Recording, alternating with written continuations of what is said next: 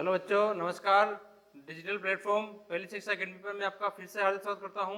और कल हमने पढ़ा था भू संसाधन एवं विकास। कल हमने इनके प्रकार पढ़े, इनके सामुदायिक, व्यक्तित्व, निजी, हमने सब पढ़े। अब हम इनके इस विषय में आगे चर्चा करेंगे। देखिए,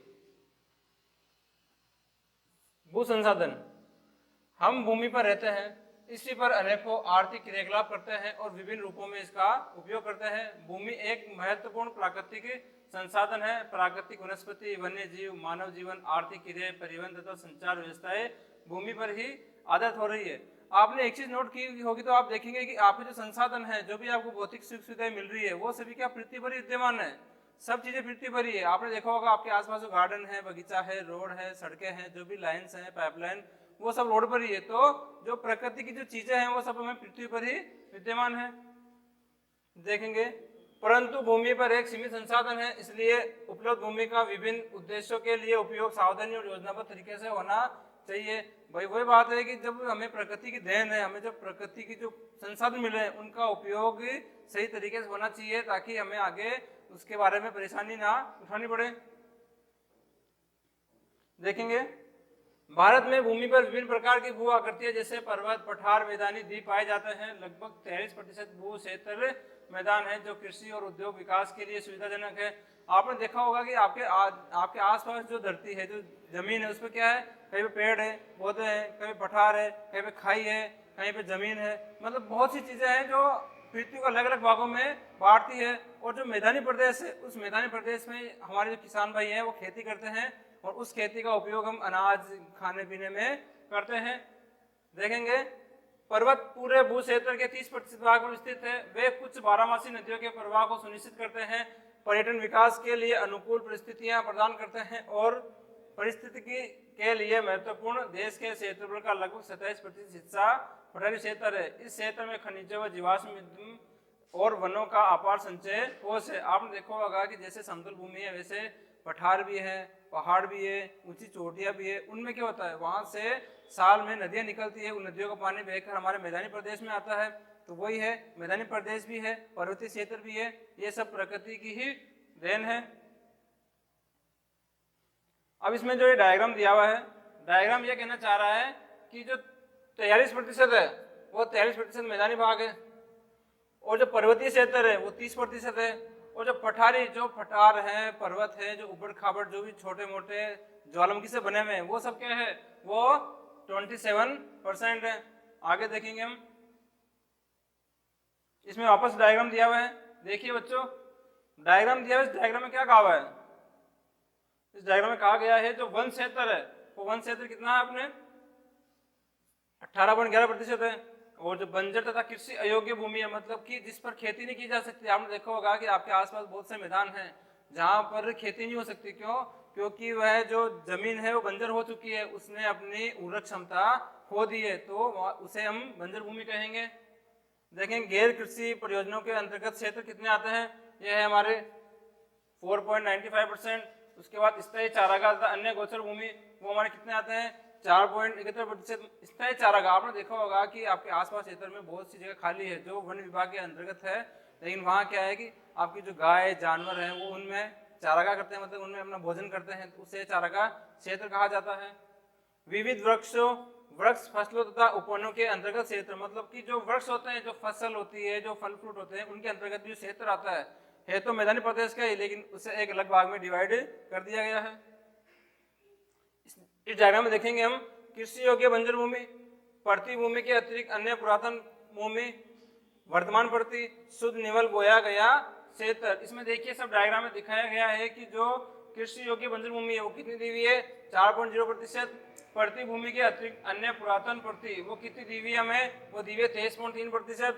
वर्तमान पड़ती कितनी दी हुई है हमें, 4.9%। और शुद्ध निवल बोया गया क्षेत्र वो में कितना दिया हुआ है, 45.5%। इसका मतलब ये है, शुद्ध निवल बोया गया क्षेत्र का मतलब है कि शुद्ध रूप से खेती हुई है, वहां जो अनाज पैदा होता है वो शुद्ध रूप से है, उसी का ही शुद्ध निवल बोया क्षेत्र हम कहते हैं। आगे देखिए, अब दिखाया गया हमें भू उपयोग, मतलब भूमि के उपयोग क्या है। अब देखेंगे, भू संसाधनों का उपयोग निम्नलिखित उद्देश्यों से किया जाता है। वन, कृषि के लिए अनुपलब्ध भूमि। अब वन तो जानते हो आप, जो वन क्षेत्र है जहाँ पर पेड़ पौधे हैं, जहाँ पर घास वगैरह है, जो वन क्षेत्र है वहाँ पर मानव की आवाजाही कम होती है, उसे हम वन क्षेत्र कहते हैं। उसके अलावा देखेंगे कृषि के लिए अनुकूल भूमि, बंजर बंजर तथा कृषि अयोग्य भूमि, बंजर तथा कृषि अयोग्य भूमि और गैर कृषि प्रयोजनों में लगाई गई भूमि जैसे कि इमारतें, सड़क, उद्योग इत्यादि। आपने देखा होगा कि आपके आसपास जो जमीन है वो बंजर भूमि है, मतलब वहाँ खेती नहीं हो सकती। उसके अलावा बहुत सी भूमि ऐसी है जहाँ खेती हो सकती है, लेकिन वहाँ वर्तमान में इमारतें बन रही है, सड़कें बन रही है और वहाँ और बड़े बड़े वहाँ व्यवसाय कारखाने निरंतर संचालित हैं। आगे देखेंगे इसमें तीसरा, पृथ्वी भूमि के अतिरिक्त अन्य अयोग्य भूमि, इसमें स्थायी चारागाह तथा अन्य गोचर भूमि, विविध वृक्षों, वृक्ष फसलों तथा उपवनों के अधीन भूमि जो शुद्ध बोए गए क्षेत्र के में शामिल नहीं है। मतलब आपने देखा होगा कि आसपास जो के गोचर है, जहाँ पर गायें चरती है, वो है तो भूमि ही, लेकिन वो अलग, उसको एक अलग ही हिस्सा दिया हुआ है, वो मतलब हमारे शुद्ध बोए गए निवल क्षेत्र में शामिल नहीं है। इसमें अगला दिया हुआ है कृषि योग्य बंजर भूमि, जहाँ 5 से अधिक वर्षों से खेती न की गई हो। आपको पता है अगर किसी चीज का उपयोग नहीं करते हैं तो वह स्वतः ही खराब हो जाती है। उसी प्रकार आपने किसी खेत या किसी समतल मैदान में 5 साल से खेती नहीं की है तो वह क्या है, वह एक बंजर हो गई। अब वह आगे से उसमें अगर आपको कुछ उगाना है तो उसमें बहुत से आपको पदार्थ वगैरह जिप्सम डालने पड़ेंगे, तब जाकर उस भूमि की उर्वरता बढ़ेगी। देखेंगे इसमें आगे पृथ्वी भूमि, वर्तमान में पृथ्वी भूमि जहाँ एक कृषि वर्ष या उससे कम समय में खेती न की गई हो। अब पृथ्वी भूमि होता है कि जहाँ पर खेती न की गई है, वहाँ पर एक ऊपर एक हल्की सी मिट्टी की परत जम जाती है, फिर वहाँ पर खेती नहीं होती। अब बोलते हैं ना गांव में जो खेतों में उमरा निकलते हैं, वो उमरा निकालने के बाद ही वह वापस ही फसल योग्य भूमि बनती है। आगे देखेंगे हम इसमें, देखिए बच्चों, वर्तमान पृथ्वी भूमि के अतिरिक्त अन्य पृथ्वी भूमि या पुरातन भूमि जहाँ 1 से 5 वर्ष से खेती न की गई हो, वही बात है जहाँ पर मतलब कि 5 साल से ज्यादा हो गए वहां पर खेती नहीं की गई हो। अगला है शुद्ध निमल बोया गया क्षेत्र, वह भूमि जिस पर फसलें उगाई व काटी जाती है वह शुद्ध निमल बोया गया क्षेत्र कहलाता है। एक कृषि वर्ष में कम से कम एक बार से अधिक बोए गए क्षेत्र को शुद्ध निमय बोए गए क्षेत्र में जोड़ दिया जाए तो वह सकल कृषि क्षेत्र कहलाता है। अभी हमने हाल ही में देखा होगा कि गांव में जो क्या है कि बाजरा निकल रहा है, बाजरा निकलने के बाद लोगों ने तुरंत खेतों में चने बो दिए, गेहूं बो दिए, मतलब कि एक ही जमीन का साल में दो या 3 बार उसका प्रयोग हो रहा है। मतलब किस चीज का बार बार प्रयोग होगा तो वह उर्वरक उसकी क्षमता बनी रहेगी। आगे देखिए, भारत में भू उपयोग प्रारूप क्या है। भू उपयोग को निर्धारित करने वाले तत्वों में भौतिक कारक जैसे भू आकृति, जलवायु, मृदा के प्रकार, मानवीय कारक और जनसंख्या घनत्व, प्रौद्योगिकी क्षमता, संस्कृति और परंपरा इत्यादि शामिल है। मतलब भूमि का उपयोग करने के लिए जो भौतिक सुख सुविधाएं हैं, जो भी आप सांस्कृतिक प्रोग्राम जो भी करते हो, मतलब कि आप अपने दैनिक जीवन में जो भी कार्य करते हैं वो एक भू संसाधन के अंतर्गत ही करते हैं और इसमें ये सभी कारक शामिल है। अगला देखेंगे कि भारत का कुल भौगोलिक क्षेत्रफल 3.8 लाख वर्ग किलोमीटर है, परंतु इसके 93% भाग के वे भू उपयोग आंकड़े उपलब्ध हैं, क्योंकि पूर्वोत्तर प्रांत में वे असम को छोड़कर अन्य सभी प्रांतों को सूचित क्षेत्रों के बारे में जानकारी उपलब्ध नहीं है। इसके अलावा जम्मू और कश्मीर में, पाकिस्तान में चीन अधिकृत क्षेत्रों के भूमि उपयोग का सर्वेक्षण भी नहीं हुआ है। इसमें एक चीज लिखी हुई है कि हमारे पास जो भूमि तो 93% है, लेकिन उसके शुद्ध आंकड़े प्राप्त नहीं है। इसका मतलब क्या है, जमीन अपनी है फिर उसमें आंकड़े प्राप्त क्यों नहीं। आपने देखा होगा जो जम्मू कश्मीर है, जो लद्दाख है, जो पीओके क्षेत्र अधिकृत है, जो चाइना के अधिकृत क्षेत्र है, वो है तो हमारा है, लेकिन हम उसका सर्वेक्षण या आंकड़ा नहीं कर सकते। उसी वक्त असम है, असम के ऊपर जो थोड़ी सी बॉर्डर लगती है वो बॉर्डर भी क्या है तो दूसरों के पास, लेकिन उसका आंकड़ा हमारे पास उपलब्ध नहीं है। इसमें देखेंगे बच्चों आगे, स्थायी चारागाहों के अंतर्गत भी भूमि कम हुई है। पशुधन की इतनी बड़ी संख्या के लिए चारा उपलब्ध कराने में कैसे समर्थ होंगे और इसके क्या परिणाम होंगे। वर्तमान पृथ्वी भूमि के अतिरिक्त अन्य पृथ्वी भूमि अनुपजाऊ है और इन पर फसलें उगाने के लिए कृषि लागत बहुत ज्यादा है। अतः इस भूमि में 2 या 3 वर्षों में इनको एक बार बोया जाता है और यदि इसके शुद्ध निवल बोए गए क्षेत्र में शामिल कर लिया जाता है तब भी भारत के कुल सूचित क्षेत्र के लगभग 54% हिस्से पर ही खेती ही हो सकती है। इसमें कहा गया है कि अभी जो वर्तमान में आप देख रहे होंगे जनसंख्या कितनी बढ़ रही है, उसी प्रकार जनसंख्या जानवरों की बढ़ रही है। अब आप सोचो कि जानवर तो बढ़ रहे हैं, लेकिन हमारे पास जो मैदानी क्षेत्र है खेती वो फिक्स है। अब उसमें क्या करना पड़ेगा, उसमें जो हम चारागाह बो रहे हैं, जो रचका जो गायों के लिए बो रहे हैं, तो उसमें क्या होगा कि अब उनके लिए उपलब्ध नहीं है। क्यों? क्योंकि जनसंख्या अधिक हो गई और जमीन तो उतनी है ना, तो अब उनको कैसे खिलाए? तो इस पे आगे विचार किया गया है। देखेंगे शुद्ध निवल बोए गए क्षेत्र का प्रतिशत भी विभिन्न राज्यों में भिन्न भिन्न है। पंजाब और हरियाणा में 80% भूमि पर खेती होती है, परंतु अरुणाचल प्रदेश, मिजोरम, मणिपुर, अंडमान निकोबार द्वीप समूह में 10% से भी कम क्षेत्र बोया जाता है। शुद्ध निवल बोया गया क्षेत्र का मतलब है कि जहां पर शुद्ध रूप से खेती कितनी होती है। उसमें क्या कहा गया है कि पंजाब हुआ, हरियाणा हुआ, वहां पर क्या है, वहां पर मैदानी प्रदेश ज्यादा है, वहां पर पानी भी ज्यादा है, तो क्या वहां पर खेती अधिक मात्रा में की जाती है। लेकिन बात आई जहां से पर्वतीय प्रदेशों की, जैसे जम्मू कश्मीर आ गया, लद्दाख आ गया, असम, मिजोरम, ये पूरी प्रांत आ गए, यहाँ पर क्या है, यहाँ पर पहाड़ी क्षेत्र ज्यादा है, तो यहाँ पर जो शुद्ध निवल बोया गया क्षेत्र भी 10% से भी कम है, वहां पर खेती उतनी ही होगी। आगे देखिए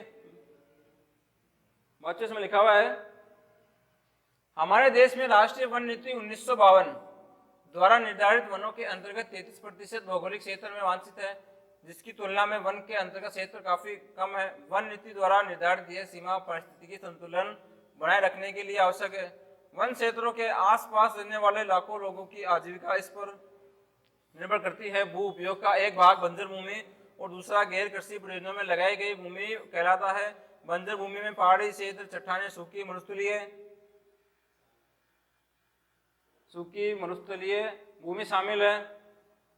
गैर कृषि प्रयोजनों में लगाई गई भूमि में बस्तियां, सड़कें, रेल लाइन, उद्योग इत्यादि आते हैं। लंबे समय तक लगातार भूमि संरक्षण और प्रबंधन की अवहेलना करने एवं लगातार भू उपयोग के कारण भू संसाधनों का निम्नीकरण हो रहा है। इसके कारण समाज और पर्यावरण पर गंभीर आपदा आ सकती है। इसमें यह कहा गया है कि जो क्षेत्र है, जो भूमि का क्षेत्र है, उसको दो तरीके से बांटा गया है। एक तो क्या, जो बंजर क्षेत्र है वो हमारे किसी काम में नहीं आता, मतलब आप उसमें रह सकते हो लेकिन आप उसमें किसी प्रकार की खेती नहीं कर सकते। दूसरा जो क्षेत्र है उसमें क्या है कि वो क्षेत्र तो है लेकिन उस क्षेत्र में आपको पता है इमारतें बन रही है, सड़कें बन रही है, एनएच से निकल रहे हैं, मतलब स्टेट हाईवे निकल रहे हैं, तो क्या वह भी उसी प्रकार एक उपयोग में आ रही है। इसमें लिखा है कि इसके कारण समाज और पर्यावरण पर गंभीर आपदा आ सकती है। अगर आप जमीन पर सब चीजें बनाते बनाते रहोगे तो खेती जो लायक उपजाऊ जमीन कहाँ रहेगी, आप बताइए। पेड़ पौधे कहाँ होंगे? जब यही चीजें नहीं होगी तो हम ऑक्सीजन कैसे लेंगे, हम खाएंगे क्या? तो इनका उपयोग एक सीमित समय तक होना चाहिए। आप इस बिल्डिंग पे बिल्डिंग बना दीजिए, लेकिन आप जो उपजाऊ जो खेती है उस खेती वाली जगह को काट कर अगर बिल्डिंग वगैरह बना रहे हैं तो इसका नुकसान हमें ही भुगतना पड़ेगा। आगे देखिए लिखा हुआ है, भूमि निम्नीकरण और संरक्षण उपाय क्या है। भूमि एक ऐसा संसाधन है जिसका उपयोग हमारे पूर्वज करते आए हैं तथा भावी पीढ़ी में भी इसी का उपयोग करेगी।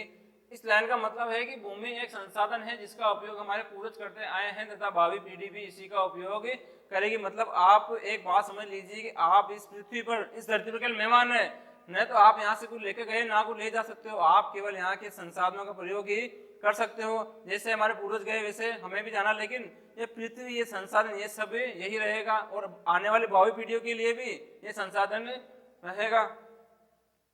आगे देखिए, हम भोजन, मकान और कपड़े की अपनी मूल आवश्यकताओं का 95% भाग भूमि से प्राप्त करते हैं। इसमें लिखा हुआ है कि जो आप कपड़े, जो अभी मूलभूत आवश्यकता है, आप एक चीज देखोगे कि आप जो भी चीज यूज करते हो, कपड़ा करो, मोबाइल करो, जो भी चीज करो, उसमें कहीं ना कहीं प्रकृति का हिस्सा है, प्राकृतिक अंश है। आप बिना प्रकृति के एक दिन भी जीवित नहीं रह सकते। मतलब जो संसाधन हमें मिले हैं उन संसाधनों के द्वारा ही हम अपना जीवन यापन करते हैं। आगे इसमें लिखा हुआ है,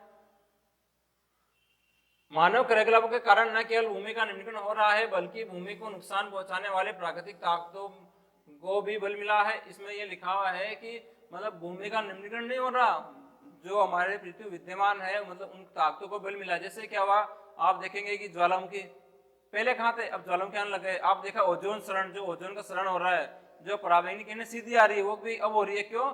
क्योंकि मानव ने अपने क्रियाकलापों को अधिकतर बढ़ा दिया। अब बढ़ा दिया तो उसका नुकसान भी हमें ही भुगतना है। आगे देखिए, इसमें इस समय भारत में लगभग 13 करोड़ हेक्टेयर भूमि निम्नीकृत है। इसमें से लगभग 28% भूमि निम्नीकृत वनों के अंतर्गत आती है। 56% क्षेत्र जल अपरदित है और शेष क्षेत्र लवणीय और क्षारीय है। कुछ मानव क्रियाओं जैसे वनोन्मूलन, अति पशुचारण, खनन ने भी भूमि के निम्नीकरण में मुख्य भूमिका निभाई है। इसमें कहा गया है कि जो क्षेत्र, बाकी जो क्षेत्र बचा है, जो भूमि बची है वो लवणीय क्षेत्र है। आप देखोगे कि जिस भूमि में लवणीय क्षेत्र है वहां पर खेती कैसी होगी। जैसे कि मैं आपको उदाहरण दूं, आप देखो सामर झील है, सांबर झील में वर्षा के समय पानी बहुत होता है, वो बहुत बड़ी है, लेकिन क्या उसका जल लवणीय है, तो वहाँ पर खेती नहीं हो सकती। आप वो पानी को पीने लायक भी नहीं बना सकते। एक तरह से वो भी हमारे लिए अनुपयोगी हो गई। बाकी इसमें है कि वनोन्मूलन, अतिचारण, खनन से भी भूमि के निम्नीकरण में मुख्य भूमिका निभाई है। आज जो आप धातु के लिए खोज कर रहे हो, जो जमीनों को खोद रहे हो, जीवाश्म ईंधन के लिए आप जो हर जगह पृथ्वी में खोद रहे हो उसको, तो वो क्या है, वो एक समय नुकसान है। क्यों?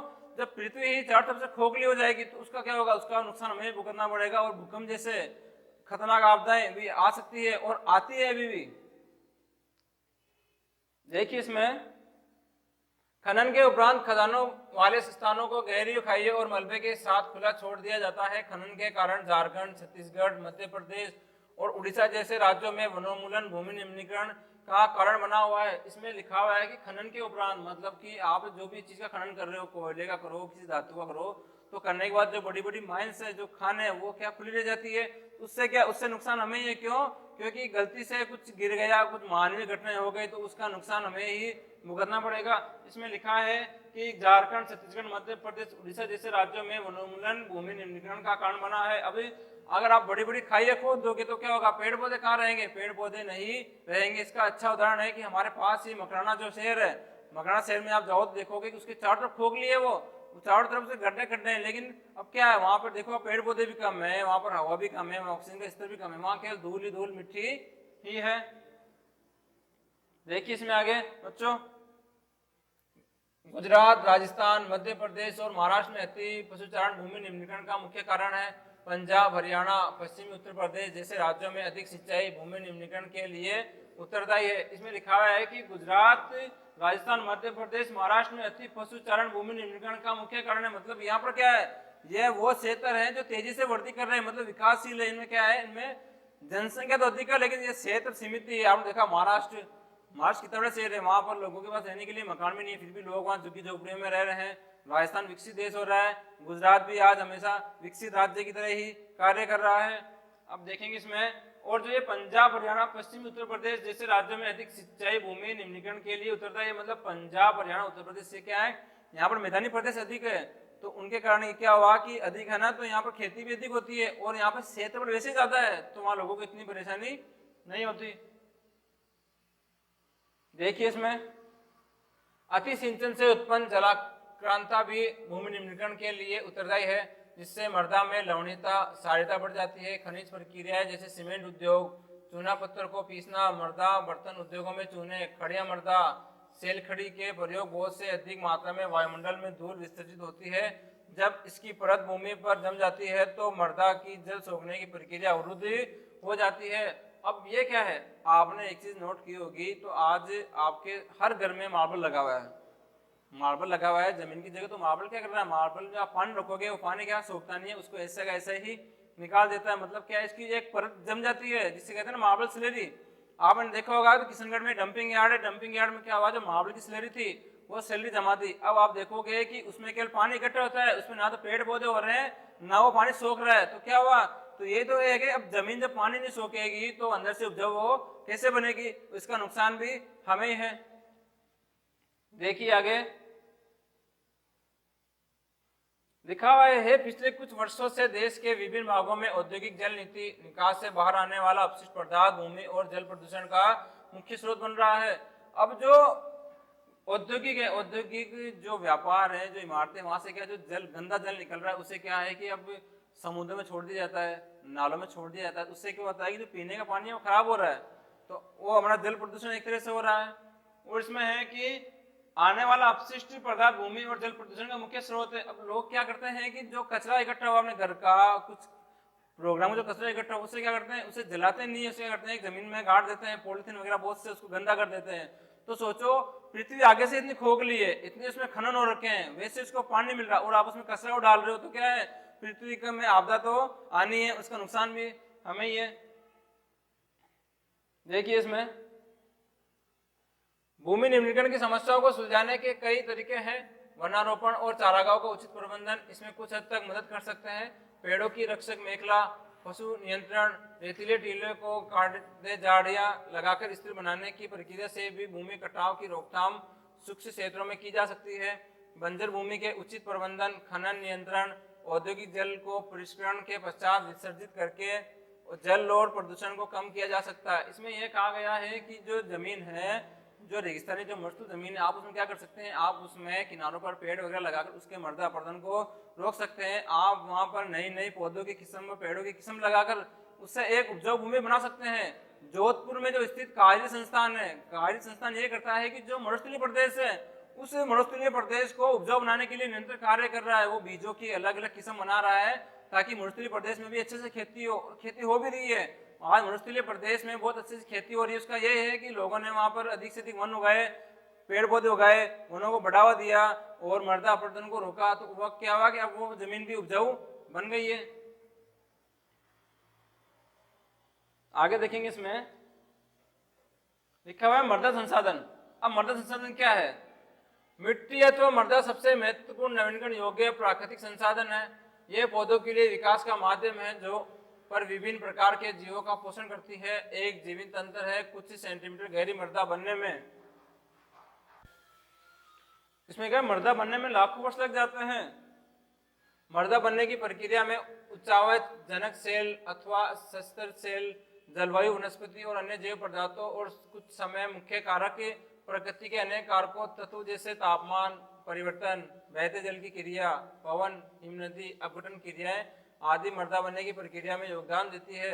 आपके पास जो मृदा जो है, वो मृदा कोई ऐसे नहीं बनी, उसको बनने में बहुत सा समय लगा और प्रकृति के बहुत से कारकों के द्वारा वो हमारी जो मृदा मिट्टी बनी है उसके भी बहुत से प्रकार है। हम उसे आगे पढ़ेंगे। देखिए, मृदा में होने वाले रासायनिक और जैविक परिवर्तन भी महत्वपूर्ण है। मृदा जैव, ह्यूमस, अजैव दोनों प्रकार के पदार्थों से बनती है। मतलब मृदा क्या है, मृदा जैव और अजैव दोनों पदार्थों से बनती है। उनके बनने के बाद ही एक मृदा पूर्ण रूप से तैयार होती है। इसमें देखेंगे मृदा बनने की प्रक्रिया को निर्धारित करने वाले तत्वों, उनके रंग, गहराई, गठन, आयु, रासायनिक और भौतिक गुणों के आधार पर भारतीय मृदाओं के निम्नलिखित प्रकार है। इसमें ऐसा दिया हुआ है कि जो मिट्टी है, मिट्टी को एक प्रकार की नहीं है, मिट्टी भी अलग अलग प्रकार की है। आप देखेंगे जो मिट्टी का क्षेत्र है वो कहीं पे पीली मिट्टी है, कहीं पे लाल है, कहीं पे काली है, कहीं पे बिल्कुल बालू मृदा है। तो मिट्टी का अलग अलग प्रकार है और हम उन्हीं मिट्टी के प्रकारों को आगे पढ़ेंगे। देखिए, मृदाओं का वर्गीकरण कैसे किया गया है। इस वर्गीकरण से पहले हम देखेंगे, थोड़ा सा डायग्राम देखेंगे हम। जो ये डायग्राम दिया हुआ है ये क्या कह रहा है, मिट्टियों के इस प्रकार में परत, इसमें परत दिखाई हुई है। ऊपरी जो संस्तर की मृदा है वो ये होती है, उससे निचला उप मृदा, अपसी, चट्टाने, बालू, घास, सिल्ट, मृतिका, मतलब होती है ना बालू, जो रेत कहते हैं, वो बालू मृदा होती है। अब इसमें अधिस्तरीय अपक्षेद आधारित चट्टाने, मतलब जो आधे स्तर की, जो मतलब कम लेवल की, मतलब जो कम गुणवत्ता वाली वो मिट्टी है। इसमें अपक्षय रहित आधारित चट्टाने, ये इसका चट्टानों का चार्ट है। आगे देखेंगे मैं वापस में। हाँ देखिए बच्चों, मृदाओं का प्रकार में पहली मृदा है जालोट मृदा। आप देखेंगे इसमें जालोट वर्ड में ही जल कहने का छिपा हुआ है, मतलब कि ज्यादा जलीय क्षेत्र में रहने से या जल के द्वारा बनने वाली मृदा। देखेंगे इसमें यह मृदा विस्तृत रूप से फैली हुई है और यह देश की महत्वपूर्ण मृदा है। वास्तव में संपूर्ण उत्तरी मैदान जालोट मृदा से बना है। यह मृदा हिमालय से 3 महत्वपूर्ण नदी तंत्रों सिंधु, गंगा, ब्रह्मपुत्र नदियों द्वारा लाए गए निक्षेपों से बनी है। एक सक्रिय गलियारे के द्वारा ये मृदाएं राजस्थान और गुजरात तक फैली हुई है। पूर्वी तटीय मैदान विशेषकर महानदी, गोदावरी, कृष्णा, कावेरी नदियों के डेल्टा से भी जलोढ़ मृदा से बने हैं। मतलब क्या हुआ, मतलब ये कहना चाह रहा है कि जो सिंधु, गंगा, ब्रह्मपुत्र नदी है, इनके जो डेल्टा जो होता है, जो मिट्टी होती है, मतलब कि अगर नदी कहाँ से निकल रही है, नदी पहाड़ी क्षेत्र से निकल रही है। अब पहाड़ी क्षेत्र से निकलने के बाद ऐसे तो पानी आ रहा है, उसमें वहाँ की मृदा भी आएगी, वहाँ के कंकड़ भी आएंगे, वहाँ चीजें आएगी, तो सब मृदा को मिलाकर तो एक मिट्टी तैयार होती है, मतलब कि नदियों के किनारे। तो वह क्या है, जलोढ़ मृदा का उदाहरण है। अब इसमें देखेंगे कि लिखा हुआ है इसमें महानदी, गोदावरी, कृष्णा, कावेरी नदियां डेल्टे भी जलोढ़ मृदा से बने हुए हैं। और जो पूर्वी तटीय मैदान है, मतलब कि जो पूर्वोत्तर भारत है, उसमें क्या है कि जो ये महानदी, कृष्णा, गोदावरी नदी है, इनसे भी क्या है कि जलोढ़ मृदा बनी है और ये बहुत उपजाऊ है। यहाँ पर अच्छे प्रकार की खेती की जाती है।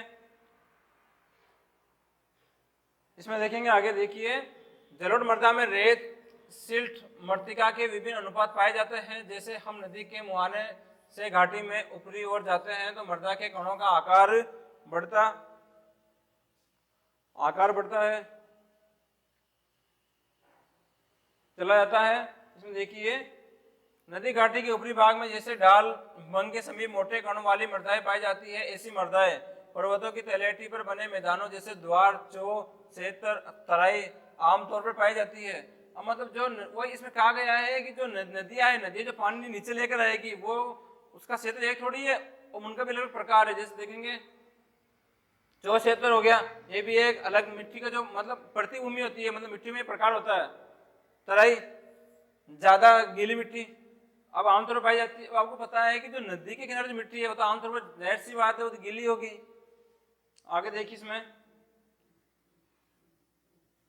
कणों के आकार या घटकों के अलावा मृदाओं की पहचान उनकी आयु से भी होती है। आयु के आधार पर जालोढ़ मृदा में दो प्रकार की होती है, पुराना जालोढ़ और नया जालोढ़। मतलब जालोढ़ मृदा भी दो प्रकार की है, पुराना जालोढ़, नया जालोढ़। मतलब जो मिट्टी पुरानी है उससे हम क्या कहेंगे, उसे बांगर कहते हैं। जो नई मिट्टी जो भी नई बनी है उससे क्या हम कहेंगे, उस खादर कहेंगे। इसमें लिखा हुआ है बांगर मृदा में कंकर ग्रंथियों की मात्रा ज्यादा होती है, खादर मृदा में बांगर मृदा की तुलना थोड़ी ज्यादा महीन कण पाए जाते हैं।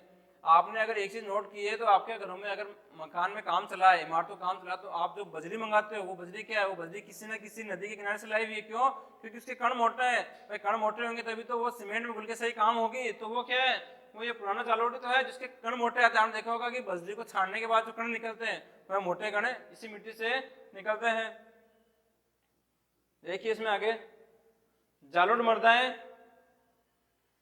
बहुत उपजाऊ होती है। अधिकतर जालोढ़ मृदाएं पोटास, फास्फोरस, चूनायुक्त होती है। इनको गन्ने, चावल, गेहूं, अन्य अनाजों, दलहन फसलों की खेती के लिए उपयुक्त बनाती है। अब जालोढ़ जो मृदा है वो जालोढ़ मृदा क्या करेगी कि उसमें अच्छे प्रकार की खेती होगी। आपने देखा होगा जो गन्ना है, गन्ना कहाँ पाया जाता है, गन्ना अधिकतर हरियाणा में पाया जाता है। क्यों? हरियाणा साइड पानी बहुत है। आपने देखा गेहूं उत्तर प्रदेश पाया जाता है। क्यों? वहाँ पर पानी बहुत है, वहाँ नदियाँ बहुत है, वहाँ का मैदानी क्षेत्र बहुत अच्छा है। इसमें देखेंगे आगे चावल, गेहूं। अब चावल के आपने देखा होगा कि अगर आपने एक चीज नोट की है तो हमारे घर के आसपास जो ट्रक लेकर पंजाबी आते हैं वो पंजाबी हमेशा चावल लाते हैं। क्यों?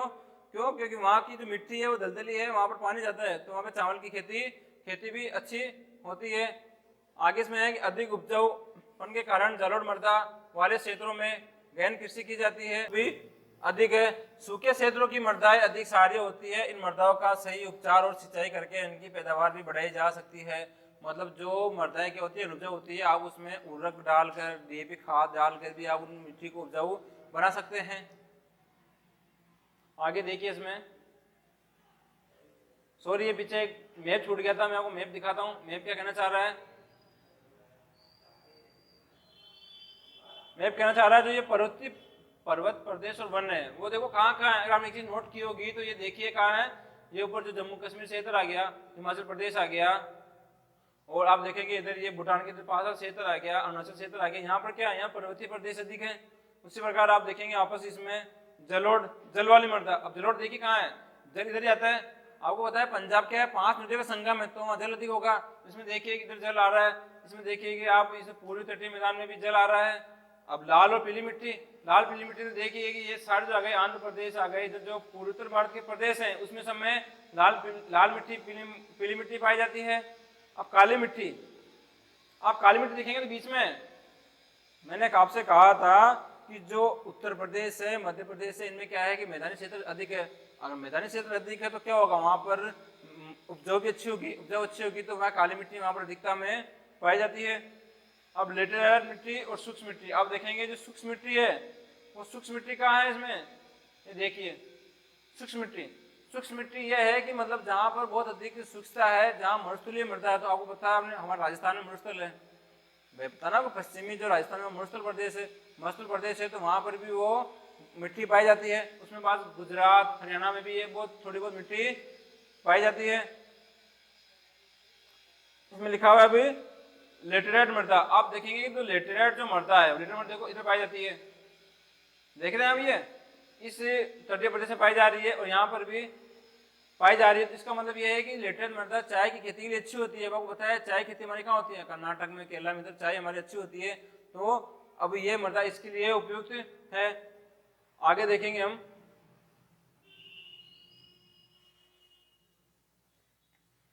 इसमें देखेंगे बच्चों, जनक शैलों में बनी, सॉरी जनक शैलों से बनी यह मृदाएं महाराष्ट्र, सौराष्ट्र, मालवा, मध्य प्रदेश, छत्तीसगढ़ के पठार पर पाई जाती है।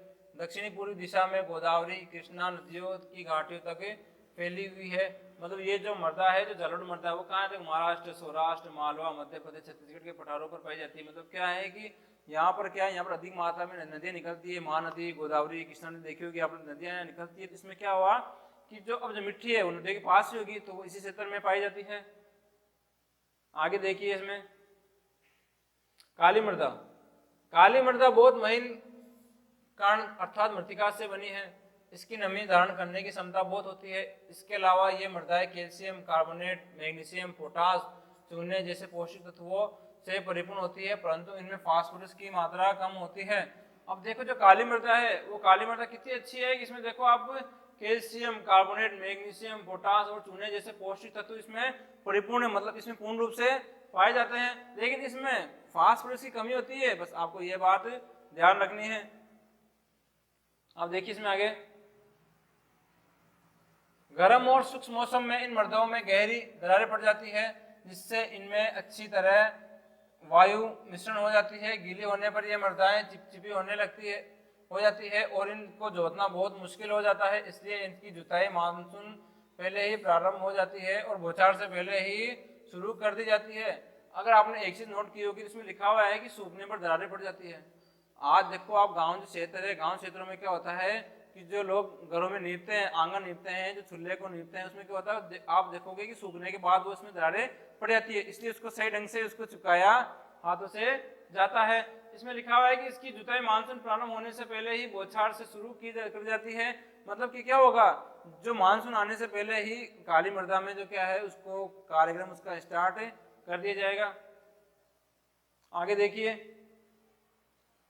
लाल और पीली मृदा। लाल मृदा दक्कन पठार के पूर्वी और दक्षिणी हिस्सों में लवेदार आग्नेय चट्टानों पर कम वर्षा वाले भागों में विकसित हुई है। लाल और पीली मृदाएं ओडिशा, छत्तीसगढ़, मध्य गंगा मैदान, दक्षिणी छोर पर और पश्चिमी घाट के पहाड़ियों पर पाई जाती है। इन मृदाओं का लाल रंग लवेदार आग्नेय और उपांतीय चट्टानों में लोह धातु के प्रसार के कारण होता है। इनका पीला रंग इनमें जल योजन के कारण होता है। आपने देखा जो लाल और पीली मिट्टी है, वो लाल पीली मिट्टी देखो कहाँ पाई जाती है, इसमें आप देखेंगे तो ये कहाँ पाई जाती है, छत्तीसगढ़, मध्य गंगा मैदान, दक्षिण छोर पर पाई जाती है। और यहाँ पर कम वर्षा वाले क्षेत्र, मतलब कि यहाँ पर वर्षा होती है लेकिन बहुत कम मात्रा में होती है। इसमें आगे देखिए, लेटेराइट मृदा। लेटेराइट शब्द ग्रीक भाषा के लेटर से लिया गया है, जिसका अर्थ है ईंट। ईंट लेटेराइट मृदा का निर्माण उष्ण कटिबंधीय तथा उपोष्ण कटिबंधीय जलवायु क्षेत्रों में आर्द्र तथा शुष्क ऋतुओं के एक के बाद एक आने के कारण होता है। यह भारी वर्षा से अत्यधिक निस्सालन है का परिणाम है। लेटेराइट मृदा अधिकतर गहरी तथा अम्लीय पीएच मान उसका 6.0 होता है। आप देखेंगे जो ये लेटेराइट मृदा है ये क्यों होती है, ये लाल कलर की होती है। आप देखा जो ईंट कलर है, ईंट कलर भी लाल कलर होता है, उसी प्रकार लेटेराइट मृदा भी लाल कलर की ही होती है। अब इसमें लिखा हुआ है कि उष्ण कटिबंधीय उपोष्ण कटिबंधीय क्षेत्रों में 8 तथा शुष्क ऋतुओं के एक के बाद एक आने कारण होती है। मतलब जो ऋतु होती है ना, जो शीत ऋतु, ग्रीष्म ऋतु, ये क्या इन ऋतुओं के एक के बाद आने के बाद मतलब मिट्टी का निर्माण होता है। और होता है ना हवा के साथ जो मिट्टी बहकर आती है, उन मिट्टी के बाद आने के बाद इनका निर्माण होता है। उस पर देखो अब धूप भी बढ़ेगी, उसमें वर्षा भी होगी, बहुत से काम हो गए तब जाकर ये मृदा बनती है। और इसका अम्लीय पीएच मान 6.0 होता है। अगर आपने साइंस में पढ़ा तो पीएच स्केल होती है, तो पीएच स्केल में इस मृदा का मान कितना दिया होता है, 6.0 दिया होता है। इसमें सामान्यतः पौधों के पोषक तत्वों की कमी होती है। यह अधिकतर दक्षिणी राज्यों महाराष्ट्र, पश्चिमी घाट क्षेत्रों, ओडिशा, पश्चिम बंगाल के कुछ भागों तथा उत्तर पूर्वी प्रदेशों में पाई जाती है। अब ये कहाँ पाई जाती है, देखिए बच्चों, ये दक्षिण राज्य मतलब कि हमारा जो दक्षिणी जो भारत है उसमें देखिए, उसमें महाराष्ट्र, पश्चिमी घाट क्षेत्र, ओडिशा, पश्चिम बंगाल के कुछ भागों में पाई जाती है। लेकिन ये थोड़ा सा उत्तरी पूर्वी प्रदेश में भी मिट्टी पाई जाती है। इसमें है कि जहाँ इस मिट्टी में पर्णपाती और सदाबहार वन मिलते हैं, वहाँ इसमें ह्यूमस पर्याप्त रूप से पाया जाता है। अब ये पर्णपाती और सदाबहार वन क्या है, आपने देखा होगा कि मतलब कि जो वन साल भर चले, मतलब उनके पत्तियां गिरेगी लेकिन उनकी पत्तियां आवाज तुरंत आ जाएगी, वो होते हैं सदाबहार वन। मतलब वो साल भर पेड़ पौधे हरे भरे रहते हैं। आगे हम देखेंगे, लेकिन विरल वनस्पति और अर्धशुष्क पर्यावरण, इसमें ह्यूमस की मात्रा कम पाई जाती है। स्थल रूपों पर उनकी स्थिति के अनुसार उनमें अपरदन तथा भूमि निम्नीकरण की संभावना होती है। मृदा संरक्षण की उचित तकनीक अपना कर इन मृदाओं पर कर्नाटक, केरल और तमिलनाडु में चाय कॉफी उगाई जाती है। तमिलनाडु, आंध्र प्रदेश, केरल की लाल लेटराइट मृदाएं काजू की फसल के लिए अधिक उपयोगी है। अभी आप देखो, आपको काजू पसंद है तो काजू कहाँ होते हैं? काजू वो इसी मृदा में पाए जाते हैं। आप देखेंगे जो चाय कॉफी है वो चाय कॉफी भी इसी मृदा में पाई जाती है। आगे देखेंगे इसमें मरुस्थलीय मृदा। अब मरुस्थलीय मृदा को आपको अच्छे से पता है, जो मरुस्थलीय मृदा वो होती है जो मतलब बालू रेत होती है, बिल्कुल आप देखोगे तो मतलब बहुत कम उसका उपयोग आता है, केवल उसका भुट्टे के रूप में ही उपयोग आता है। उसमें वो क्या कह रहे हैं कि देखिए, मरुस्थलीय मृदाओं का रंग लाल और भूरा होता है। ये मृदाएं आमतौर पर रेतीली और लवणीय होती है। कुछ क्षेत्रों में नमक की मात्रा इतनी अधिक होती है कि झीलों में जल वाष्पीकृत करके खाने का नमक भी बनाया जाता है। आपने अगर एक नाम सुना है तो हमारे यहाँ एक सांबर झील है, नाम सुना सांबर झील? सांबर झील क्या है? सांबर झील में पानी बहुत है। सांबर झील में पानी इतना है कि अगर वो पीने लायक हो तो आसपास के क्षेत्रों में पीने की कमी ना है, लेकिन वो पानी लवणीय है। तो उस लवणीय पानी क्या करते हैं कि लोग खेतों में उसकी क्यारे बनाते हैं, क्यारे बनाकर उस पानी को इकट्ठा करते हैं। इकट्ठा करने के बाद जब तेज धूप होती है तो पानी तो ऊपर सूख जाता है, लेकिन जो मिट्टी बचती है वो मिट्टी ही हमारा नमक है। फिर वो उद्योग में जाने के बाद हम उसे खाने लायक उपयोग में लाते हैं, वही है लवणीय मिट्टी। इसमें आगे देखेंगे आप, शुष्क जलवायु और उस तापमान के कारण जलवाष्प दर अधिक है और मृदाओं में ह्यूमस और नमी की मात्रा कम होती है। मृदा की सतह के नीचे कैल्शियम की मात्रा बढ़ती चली जाती है। नीचे की परतों में चूने के कंकड़ सतह पाई जाती है। इसके कारण मृदा में जल अतः सिंचन अवरुद्ध हो जाता है। इस मृदा को सही तरीके से सिंचित करने के लिए कृषि योग्य बनाया जा सकता है, जैसा कि पश्चिमी राजस्थान में हो रहा है। मैंने आपको कहा था कि जो जोधपुर में कादी संस्थान स्थित है वो क्या कर रहा है, वो इसी पर ही काम कर रहा है कि मरुस्थलीय मृदा को उपजाऊ कैसा बनाया जाए, तो उसे भी उपजाऊ एक बनाया जा सकता है। आप अलग अलग बीजों की किस्म लेकर भी वहां पर खेती करने लायक भूमि बना सकते हैं। आगे इसमें लिखा हुआ है वन मृदा। ये मृदा आमतौर पर पहाड़ी और पर्वतीय क्षेत्रों में पाई जाती है जहां पर्याप्त वर्षा वन उपलब्ध है। इन मृदाओं के गठन में पर्वतीय पर्यावरण के अनुसार बदलाव आता है। नदी घाटियों में ये मृदाएं दोमट सिल्टदार होती है, परंतु ऊपरी डालों पर इनका गठन मोटे कणों का होता है। हिमालय के हिमाच्छादित क्षेत्रों में इन मृदाओं का बहुत अपरदन हो रहा है। इसमें लिखा हुआ जो वन मृदा होती है, आपने देखा होगा कि आपके आसपास जो वन पेड़ को देखेंगे, पहले उसमें आप देखोगे तो उसको खोदोगे तो पहले मिट्टी रहेगी, फिर कंकड़ रहेंगे थोड़े बहुत, फिर आप उसको खोदोगे तो क्या होगा, उसमें नमी युक्त मिट्टी मिलेगी। तो वो इसी वन मृदा का उदाहरण है। अब है कि जो हिमालय क्षेत्र है, हिमालय क्षेत्र में क्या होता है कि जो पहाड़ी क्षेत्र है वहां पर आपको पता है कि नमी है, वहां पर वर्षा होती रहती है, उससे क्या है कि उसका अपरदन हो रहा है, तो मिट्टी धीरे धीरे टूट कर नीचे आ रही है।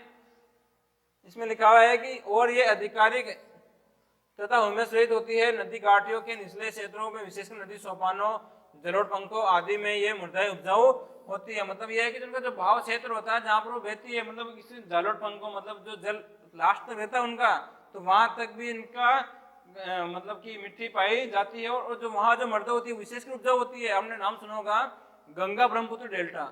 गंगा ब्रह्मपुत्र की डेल्टा क्या है कि गंगा और ब्रह्मपुत्र डेल्टा बनता, उसका नाम है सुंदरवन का डेल्टा। मतलब वो जमीन इतनी उपजाऊ है, बहुत उपजाऊ है, वहां पर अच्छे अच्छे प्रकार की खेती की जाती है। वहां पर काजू वगैरह आप देख लो तो वहाँ अच्छे से अच्छे जो किस्म होते हैं ना, अच्छी गुणवत्ता वाले फलों की खेती की जाती है। इसमें आगे है मृदा अपरदन और संरक्षण। मृदा के कटाव और उसके बहाव की प्रक्रिया को अपरदन कहा जाता है। मैंने कहा था ना भाई, जो बारिश होती है, जो मृदा मतलब बारिश के साथ मृदा रिस्क नीचे आ जाती है, रिस्क का मतलब हट जाती है वहां से, तो उसका मृदा का कटाव कहते हैं। मृदा के बनने और अपरदन की क्रियाएं आमतौर पर साथ साथ चलती है और दोनों संतुलन होता है, परंतु मानवीय क्रियाओं जैसे वनोन्मूलन, अतिचारण, निर्माण, खनन इत्यादि से कई बार यह संतुलन भंग हो जाता है। मतलब वही है ना कि अगर प्रकृति के रूप से मृदा अपरदन होगा तो वापस बन जाएगी, लेकिन अब उसका मानव उसका अपरदन कर रहा है, मानव मिट्टी को खोद खोद के दूसरी जगह ले जा रहा है, तो अब अब वो वापस उसको बनने में टाइम लगेगा और इसी प्रकार मिट्टी अपरदन अधिक हो रहा है और इसका संतुलन भी भंग हो रहा है। आगे इसमें है तथा प्राकृतिक तत्व जैसे पवन, हिमनदी जल मृदा अपरदन करते हैं। बहता जल मृत्तिका युक्त मृदाओं को काटते हुए गहरी वाहिकाएं बनाता है जिन्हें अवनलिकाएं कहते हैं और ऐसी जोतने योग्य नहीं होती, इस पे उत्खान भूमि कहते हैं। आपने देखा होगा कि जो जैसे बोलते हैं ना वो मिट्टी में खाई थोड़ी सी खाई बन जाती है, तो क्या होता है ये पर्णलिकाएं हैं जो मतलब कि मिट्टी जब काटती जाती है उसमें क्या होता है कि जब छोटी छोटी खाइयां बन जाती है तो वह उसे ही हम उत्कात भूमि कहते हैं। आगे इसमें है चंबल बेसिन में ऐसी भूमि को खडड़ भूमि कहा जाता है। कई बार जल विस्तृत क्षेत्र को ढके हुए ढाल के साथ नीचे की ओर बहता है। ऐसी स्थिति में इस क्षेत्र की ऊपरी भूमि मृदा घुलकर साथ बह जाती है। इसमें कह रहा है कि जो मृदा अपरदन होता है, मतलब आपने देखा होगा जो हमने नाम सुना चंबल नदी, चंबल हमारे राजस्थान की अच्छी नदी है, 12 मासी बहने वाली नदी है और इस पर बहुत से संयंत्र लगाए हुए हैं। तो क्या होता है कि इस जो चंबल बेसिन है, मतलब बेसिन होता है कि जो नदी का बहाव क्षेत्र है, जो उसकी मिट्टी होती है उसे ही चंबल बेसिन कहा जाता है। तो उसको हम खड़ड़े अथवा भूमि कहा जाता है। इसमें है कि कई बार जल विस्तृत क्षेत्र को ढके हुए ढाल के साथ नीचे की ओर बहता है, मतलब कि जितनी चंबल नदी नीचे की ओर जाएगी उतना ही उसका ढाल क्षेत्र अधिक होता रहेगा और इससे चादर अपरदन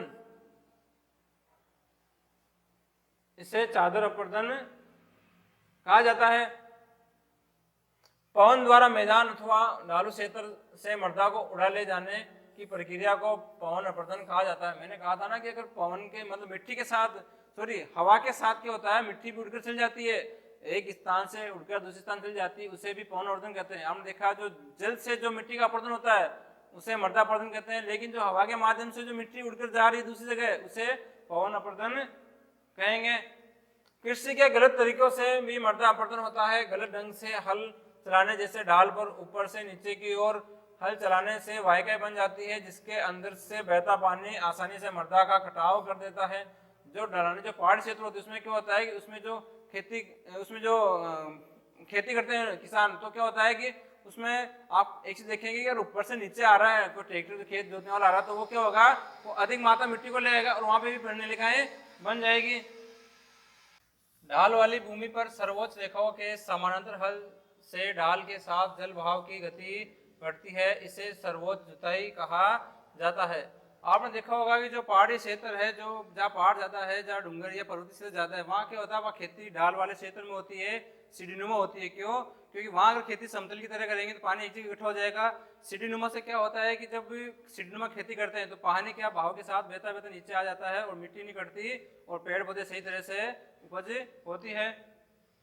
ढाल वाली भूमि पर सोपान बनाए जा सकते हैं। सोपान कृषि पर अपरदन को नियंत्रित करती है। इसमें सोपान वही कहा गया है कि जो सीढ़ीनुमा खेत होंगे उस सीढ़ीनुमा खेत को क्या थोड़ी थोड़ी अवनलिकाओं के द्वारा बना दिए जाएंगे, तो उससे क्या होगा कि पेड़ पौधे भी उग जाएंगे, ना मिट्टी कटेगी और पानी भी एक जगह एकत्रित नहीं होगा। सीढ़ीनुमा से क्या होगा कि पानी क्या है नीचे की ओर बह जाएगा।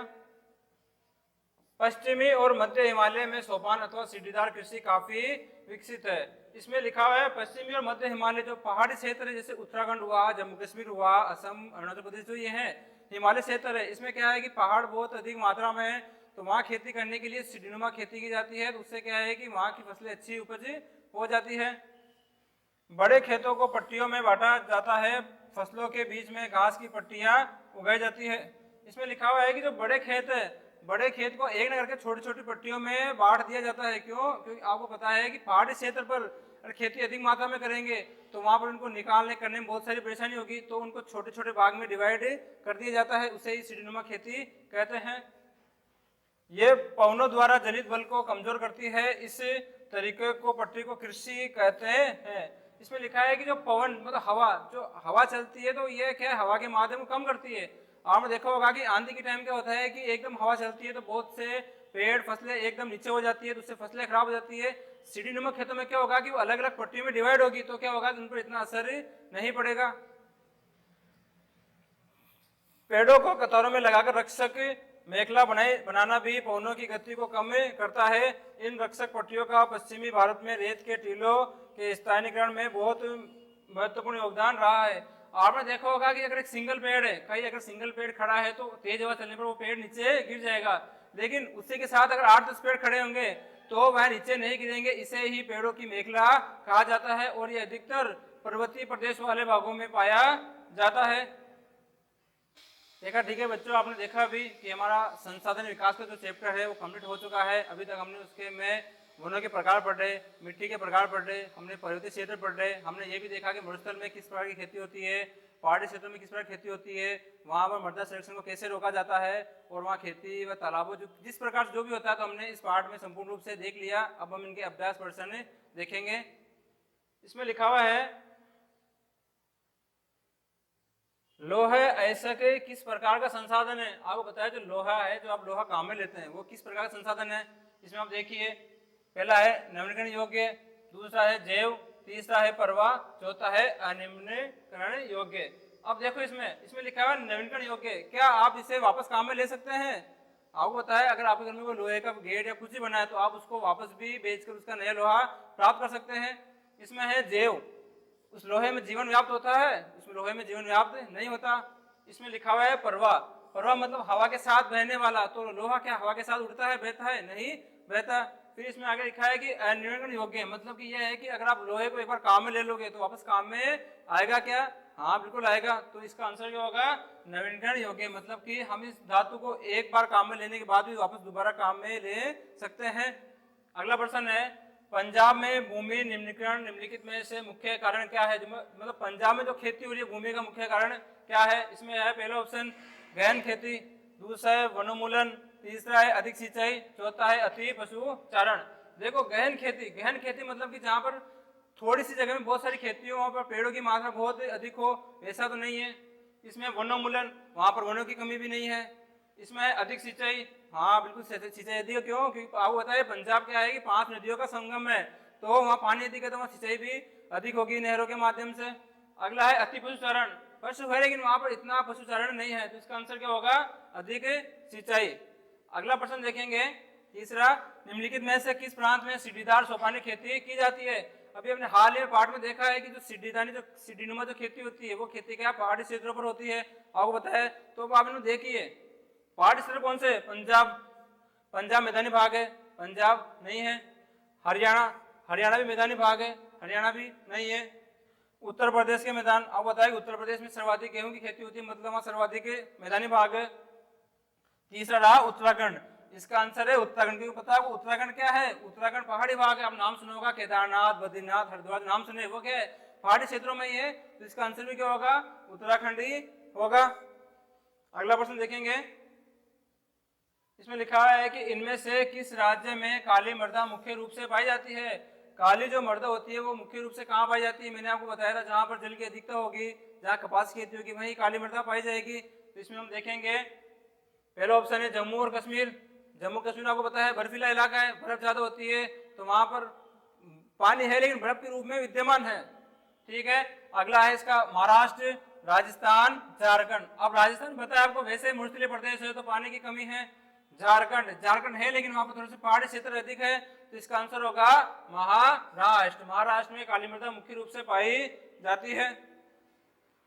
इसके साथ ही हम देखेंगे हम निम्नलिखित प्रश्नों के उत्तर लगभग 30 शब्दों में दीजिए। हम इनको देखेंगे कि प्रश्न क्या है और ये प्रश्न क्या कहना चाह रहे हैं। पहला प्रश्न है 3 राज्यों के नाम बताइए जहां काली मृदा पाई जाती है, इसमें मुख्य रूप से कौन सी फसल उगाई जाती है। आपको भी मैंने बताया महाराष्ट्र हुआ, सौराष्ट्र हुआ, मालवा का पठार हुआ, यहाँ पर ये काली मृदा मुख्य रूप से पाई जाती है और काली मृदा मुख्य रूप से कपास की खेती की जाती है।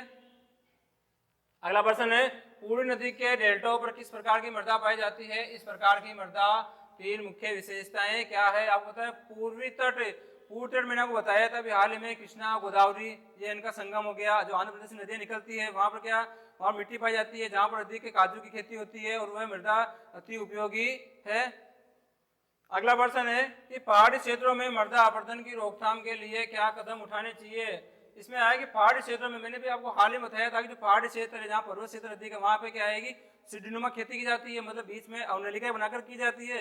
अगर पानी एक साथ भी आए तो वह अवनलिका के ऊपर ऊपर तक मिट्टी टूट जाएगी। अगर सीढ़ीनुमा खेती नहीं करेंगे तो पानी के साथ मिट्टी को नीचे एक साथ बहकर चली जाएगी। तो उसका अच्छा उपाय है कि आप सीढ़ीनुमा खेती कीजिए, तो अगर एक साथ मिट्टी को नीचे बहना भी है तो वो नीचे नहीं बहेगी। उसके मैंने आपको उदाहरण दिए थे, जैसे उत्तराखंड हुआ, जम्मू कश्मीर हुआ, हिमाचल प्रदेश हुआ, मध्य हिमालय, यहाँ पर ये मुख्य रूप से की जाती है।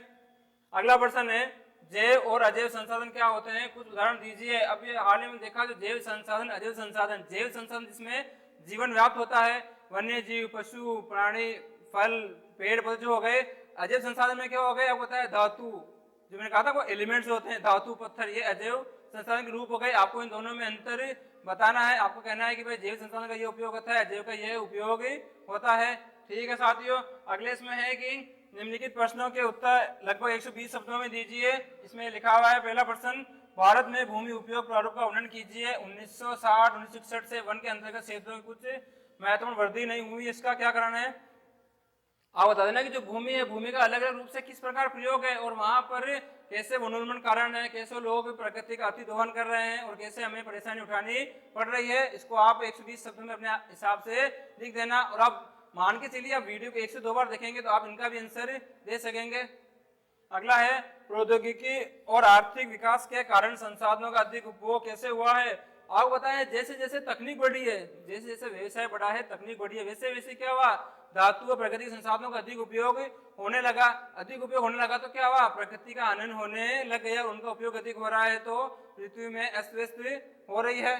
ठीक है साथियों, इसी के साथ हमारा पाठ ये समाप्त होता है। अगर इस पाठ के प्रश्न उत्तर आपको कुछ भी समझ में ना आए तो आप प्लीज कमेंट कीजिए और हमें बताइए, ताकि हम इस पाठ के बारे में आपको आगे अच्छे से समझा सकते हैं।